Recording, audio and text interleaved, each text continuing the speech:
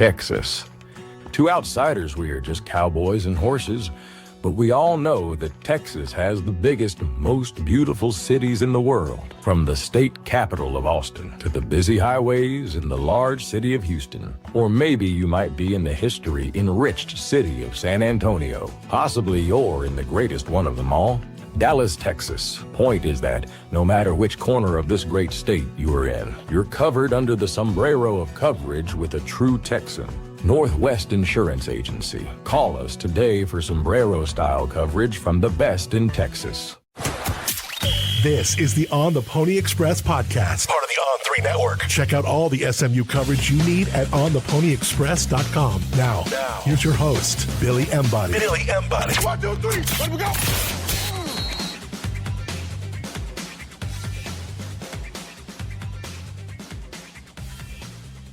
Welcome in, ladies and gentlemen, to another edition of the On the Pony Express podcast. I am Billy Embody. Thanks for listening. Got a breaking news edition of the pod for you on this Tuesday as SMU has picked up a commitment.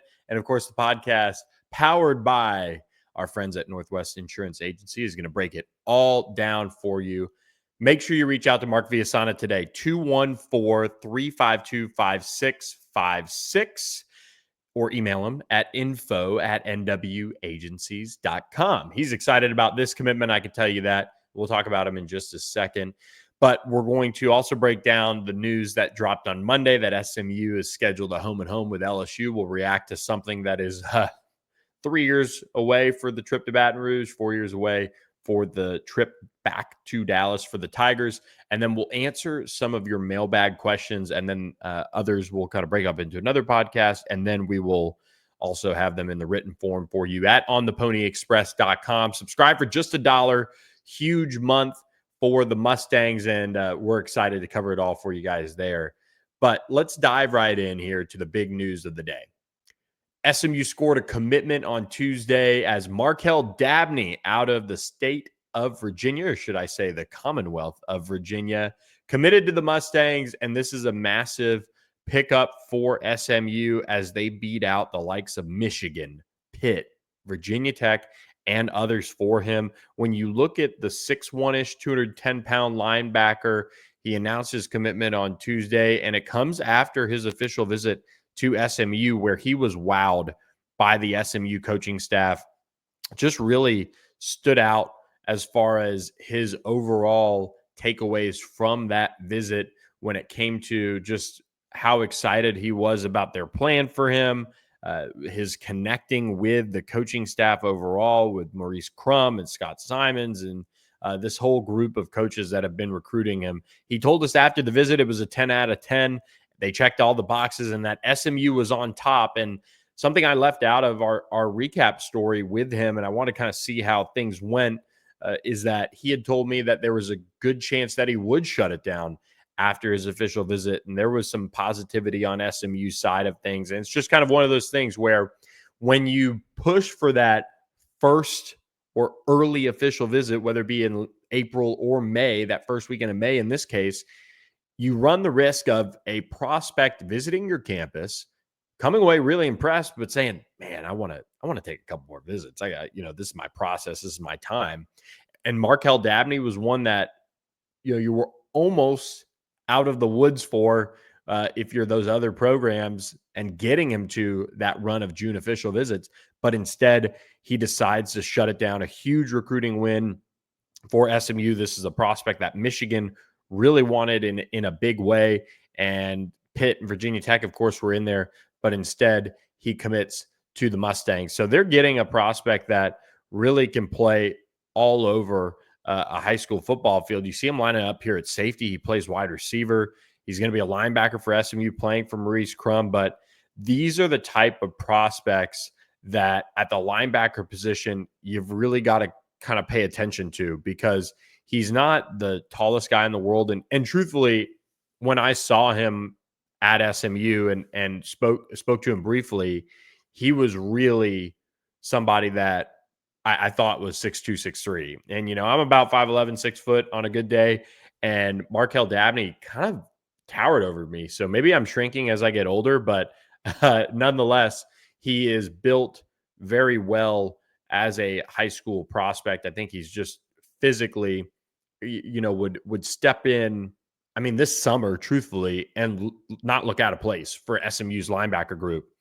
Here you see him, if you watch him on our YouTube channel right now, lining up a more traditional linebacker, reads it, picks it off, and gets a good return out of it, sets him up on the plus side of the field. So this is a really, really nice pickup for SMU as you see him run by a defender. He's in zone, not a big deal, but was able to score a touchdown there. I like this pickup. Again, not the tallest guy in the world, not a freak show 6'3" or 6'4" type of prospect, but does have the ability to do it all. I really think when you look at Maurice Crumb's evals that he's gotten on campus, whether it be transfer or high school, I mean, they look the part. They don't look out of place generally. So this is another example of SMU, I think, upgrading the athleticism, upgrading their recruiting profile.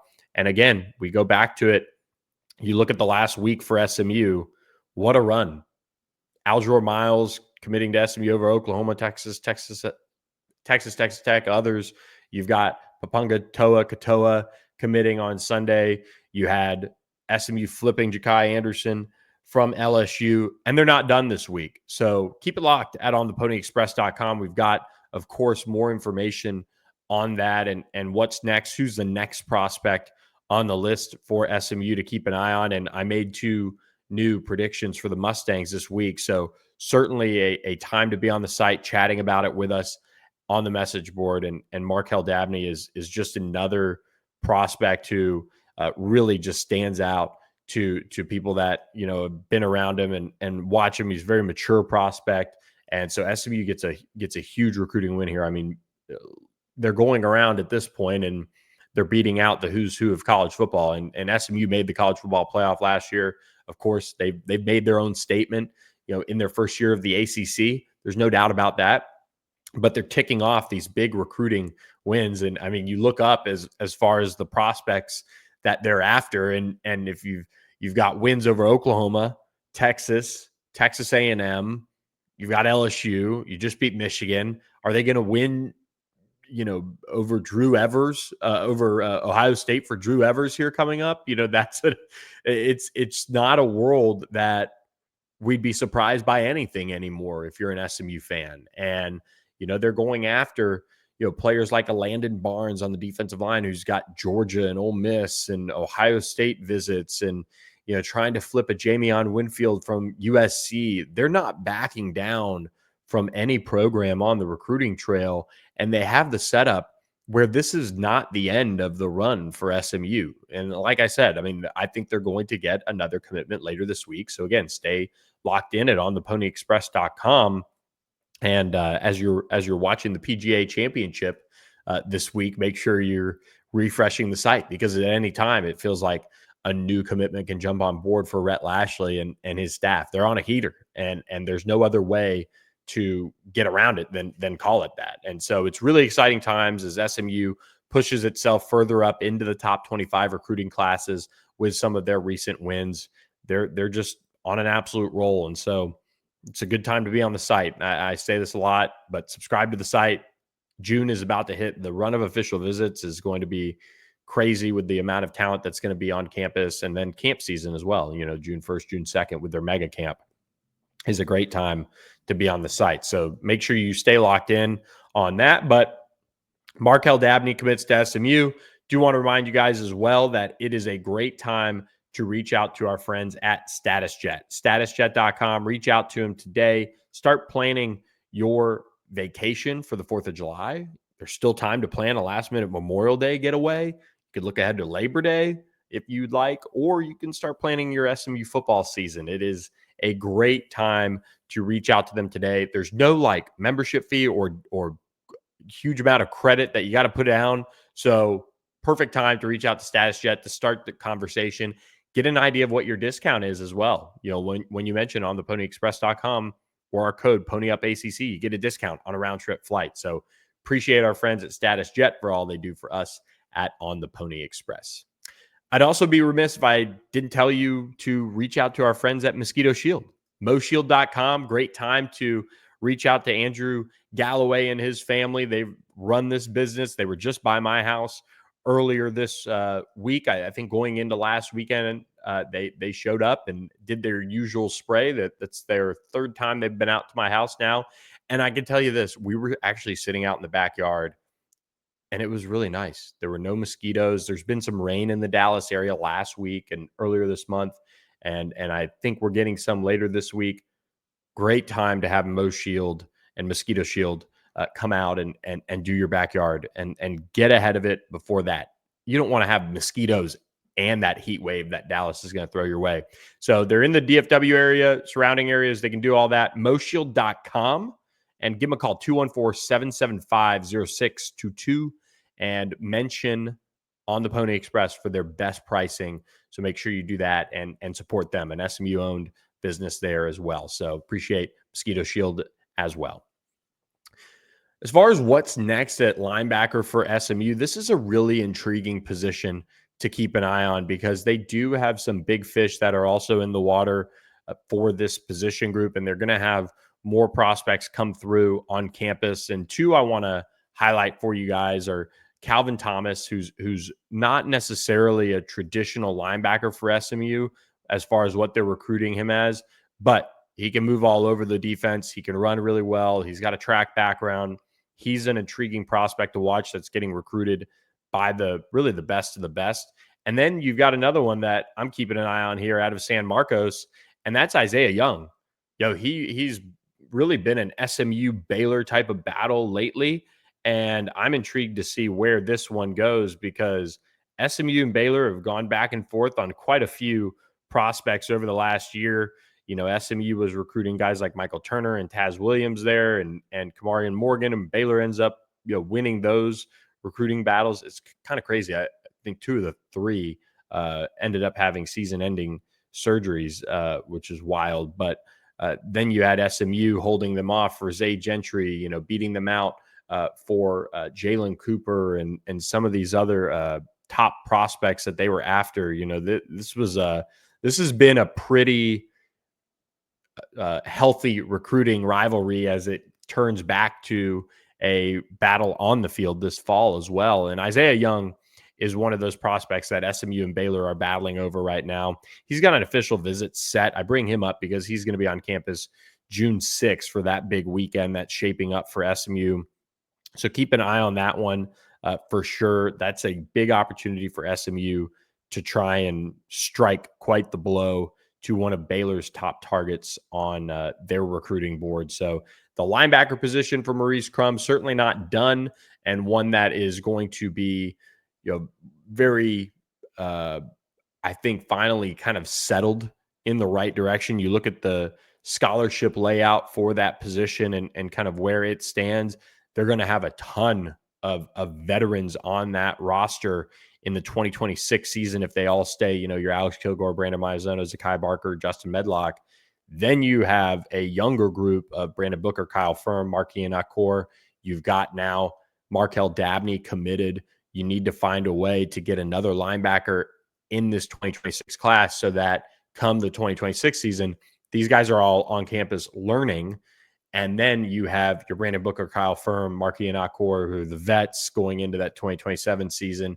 Then you have maybe some guys that have played some teams, seen some time here and there in cleanup duty during the 26 season in this class, and then they're ready to take over. So really critical position that SMU hits on here and gets versatility, gets competition, gets talent. It's one of the probably underratedly key positions in the 2026 class, because if they hit and they address it the right way, then you've really solidified the position long-term, kind of like the wide receiver position is now solidified long-term with the haul that they have in this class. So keep a close eye on how that linebacker group plays out. And I do want to take a moment here and transition to the news of Monday, which some people have called it the Billy Bowl. They're playing for a beautiful golden trophy, the 9-head trophy, with a special nod to my forehead there and receding hairline. But SMU has scheduled LSU for the 2020 season in did I say 2020? 2028, just clarity there.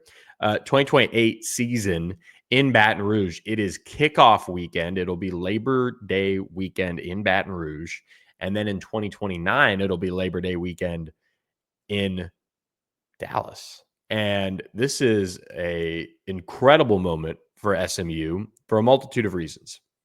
One, they haven't played each other since 1934, and SMU actually leads the series, I believe, 1-0. I think that would, or 1-0-1, however the win-loss tie thing is. So this is a chance for LSU, I think, to get their first win over SMU. I checked the release here. But this is more so a statement that SMU is making where they're down to play anyone, anytime, anywhere. And you look up at what Rhett Lashley has done with the scheduling, and they have Oklahoma coming to SMU as well here in the next couple of years. I think it is the return trip is pulling it up now. They have Oklahoma coming in 2027. Then they go at LSU, and in 2028 it's also Nevada. They'll host Nevada, from what I understand, and then 2029 they'll host LSU, and then Colorado 2030, 2031. That's when that series begins. BYU trip in 2031, which is, you think about wherever college football is by even 2028, 29, it could look totally different. But SMU has really shown that they're not afraid to schedule anyone. TCU rolls off the schedule after this year. 2026, you've got UC Davis, you've got at Baylor, you've got Missouri State at home. Then you go at Notre Dame, two really high quality power conference programs, or in Notre Dame's case, just, whatever, blue blood. And then you've already got 2027 Oklahoma, you've got 28 LSU, 29 LSU, 30 Colorado, 31 Colorado, and BYU. SMU's not backing down, under Rhett Lashley. They'll play anyone, anytime, anywhere. And it's funny, and I'll add some context here for you guys that maybe aren't familiar. We have a couple members on the board that probably know a little bit about LSU and their season opening games. Well, LSU has played in a lot of these season opening football games, over the course of, and here it is. So LSU has not won a season opening football game since beating Georgia Southern in 2019, 55-3. And then their last power conference win was the year prior against Miami, 33-17. That was Joe Burrow's first start. That was fun. I was here in Arlington for that. And then they went on this run, 2020, 21, 22, 23, 24. They've scheduled these kind of high-profile games. In 2020, their first game wasn't until Mississippi State, and they lost it in Baton Rouge. That was the start of the end, really, for the Ed Ogeron era. And then they went on the road to UCLA, played in Pasadena, lost. Then they played Florida State twice, lost. Once in New Orleans in Brian Kelly's first game, and then 23 they lost, and they got destroyed. They had a nice little second half, but they got destroyed in Orlando. And then they lost to Southern Cal, which really was a game that they left a lot out on the table there in Las Vegas in 24. So when you see LSU fans pissed that they've scheduled a season opening game against a power conference program, one, that's why they're pissed. They're ready for a layup. And that's, I'm of the opinion you want to schedule layups, but that's not what they've done now. And I don't know. I think they play Clemson the next. They play Clemson the next 2 years, I believe, as a part of their season opener. Yes, they play at Clemson, then host Clemson, and then they play Houston in 27 on the road in Houston, like neutral site. Then they play SMU, and I can tell you what, LSU fans are just done with the big season opening games. And they're even more probably ticked that, if they are going to go play one of these games, they're playing at a smaller stadium at SMU in 2029. And the release from LSU's side said at SMU in Dallas in 2029. And their deputy AD, Virgil Osbury, know him well. He went on one of the local radio shows, Matt Moscona, and said that there is a clause that they can look in and do all of that. Personally, I don't see this game not being played at SMU in 2029. This is a big opportunity for SMU to showcase where their program is at that point. It'll be an opportunity to showcase where their stadium is and all of those things, and welcome a ton of new people to SMU in the Hilltop. Now, this 4 years from now, guys. Like, if SMU goes on a tear and I don't know, like maybe somehow it ends up being played at AT&T Stadium, but LSU is getting a power conference home game out of this, and the kind of big early season neutral site games have kind of lost some of their luster. So what are they doing now? We're seeing just a little bit of a touch of a move back to the home and home. And LSU was going to play at Oklahoma. They were going to play at Texas, and they played one game at Texas in that 2019 season before Texas ended up joining the SEC. So I mean, they've scheduled big games that are home and home. So I really don't understand the stink outside of it being at SMU's smaller stadium. And so at this point, both schools have agreed to pay each other $750,000 when you're the visitor. So when SMU hosts LSU, they're going to pay LSU $750,000. When LSU hosts SMU, they're going to pay them $750,000. So there is kind of protections there. But at this point, I expect it to be at SMU. I mean, that's what SMU really wants. That's what the contract is. It's a true home and home. So I think there's so much blowback, and this is kind of just very typical blowback of another huge season opening game for LSU. Again, power conference opponent. You're playing them at home the first time, and then you're going on the road. So I think LSU fans are just kind of fed up with that. But it's a big statement by SMU to say, we'll go to Tiger Stadium. We'll go to Tiger Stadium in a year that we need a huge game, and we're gonna schedule LSU as our season opener. Pretty big deal. And that comes on the heels of hosting Oklahoma the year prior. So SMU is just in an era right now where they know that they need to maybe schedule up a game or two. And I think typically it's going to be 2 games in non-conference, and then have a couple throwaway games. I mean, that's if TCU is not going to play you and TCU is going to play Arkansas State or whatever, that's fine. Like, SMU has the ability, being in Dallas, to schedule a game like this. So really, really cool moment. It's going to be fun for me. So many great friends and people that are still on staff there. I hope are still on staff there. Just like, by the time it'll be 3 years rolls around. And then you've got so many people that I know in athletics and things like that. So it's going to be a blast having this one in Baton Rouge and then in Dallas, of course. So we're going to make it big whenever it happens. But I do have a couple of mailbag questions to get to, and we'll do that in just a moment. But do also want to remind you guys about our friends at the Thomas Auto Group. Make sure you go up 75 to McKinney whenever you need to buy your next vehicle, whether it be new or pre-owned. You'll get employee pricing when you mention on the Pony Express. So make sure you do that. I was talking to somebody the other day, and they're really excited to go check out Thomas Auto Group as well. And they're in the market for a new vehicle. So make sure you learn about Thomas Promise today.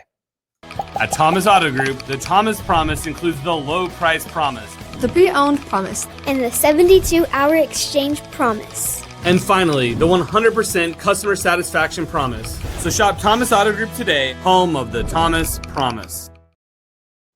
All right. Do want to lead off with the mailbag questions that include the LSU game. SMU 65 asked, do we think teams like LSU and OU are signing up for the SMU series to enhance DFW recruiting? That doesn't seem to be working out for them this year, but probably a long-term play. I don't think they need to. I mean, OU is so close. LSU's kind of a little bit, I mean, you can fly there direct. Yes, maybe. It doesn't hurt to be able to say, hey, so-and-so is committed to LSU from the Dallas area. We're going to, Caden Durham back when he was coming out of Duncanville. Hey, Caden, we're going to play in Dallas. It's very similar to saying, well, we're going to play Texas A&M every other year in your home state, so your folks can drive for that one. Same with Texas now. Same with Oklahoma. There's opportunity for that. And so, yeah, I mean, I don't think that's why. I think when you look at LSU as a program and you look at an Oklahoma as a program, and I mean, those are the two examples for SMU right now. But those are two big name programs that probably aren't going to sweat having SMU on the schedule as much, but they know they're going to get a good game and it's probably going to look good at the end. And whether that works out for them or not at that point down the line, I have no idea. I said this last year. I think SMU would have beaten Oklahoma, last year in 2024. And they were kind of close in 23. But it's I don't know if it's a way to enhance their recruiting. I think it's just kind of coincidence. They're close by enough that I don't think they need to schedule it to enhance their recruiting, but it can't hurt them now saying, hey, we're going to, so-and-so in the 26 class, your second year, the Sooners are going to Dallas. Hey, so-and-so, your senior year, you're going to get to play in your hometown at SMU if you're LSU. So, yeah, that's kind of it. SMU alum 11 is the game against LSU going to be at Gerald World? Hashtag not a serious question. So good. Based on the team being solidified at this point, he got me. What does your preseason record look like for SMU? Yeah, I mean, I haven't really dug too much into other teams, but I've kind of stuck with this pretty consistently that I think 10-2 is pretty safe. And it doesn't mean it's going to be easy. Doesn't mean it's going to be a cakewalk. But SMU has the talent. They've got the quarterback. They have enough on defense. And I think it's just going to look a little differently this year. And I think offensively, the offensive line is going to be better.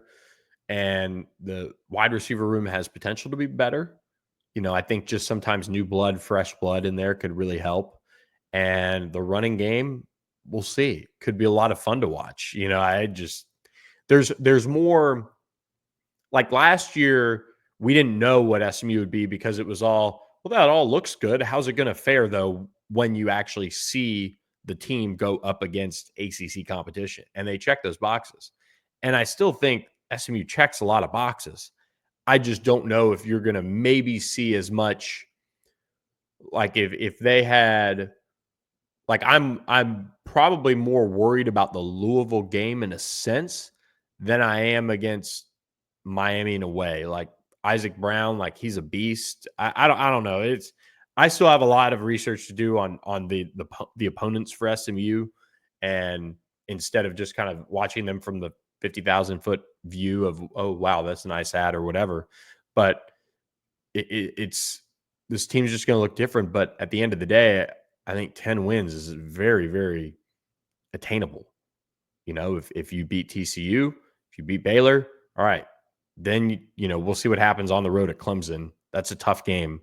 And then they do have tough games against Louisville, Miami, playing up at BC in November is going to be interesting. It's, but I think this is the new era of SMU that people have to kind of settle into, is that there is a very real way that SMU continues to be one of the top teams in the ACC.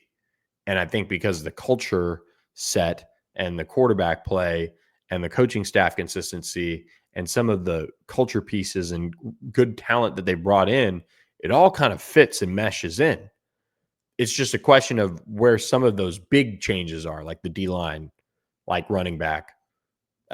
You could probably, in a way, say linebacker in there. How are some of those big changes going to fare compared to last year? And will other pieces step up and help those pieces be better, those position groups? So I still think 10 wins is a fairly safe bet. All right.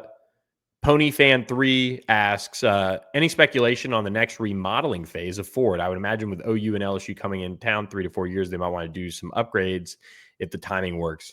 Yeah, I think it's just kind of been talked about.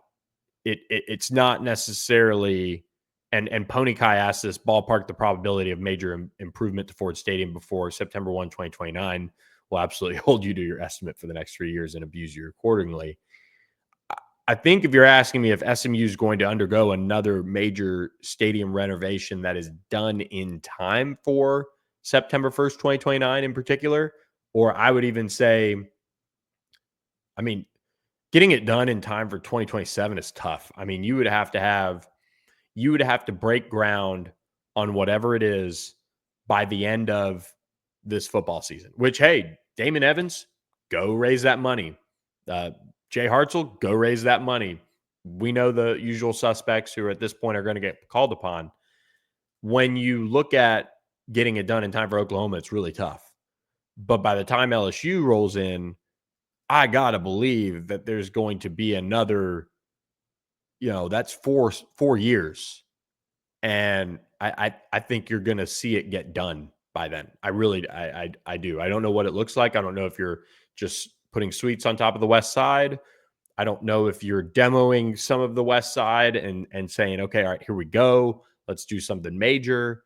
I don't know if you're gutting the east side. I think you would have to do it in two parts. You'd have to build the west, flip people over to that side in some cases, and then do the east and gut all that. So I do think that they'll have another major stadium project done by September 2029, if that makes sense.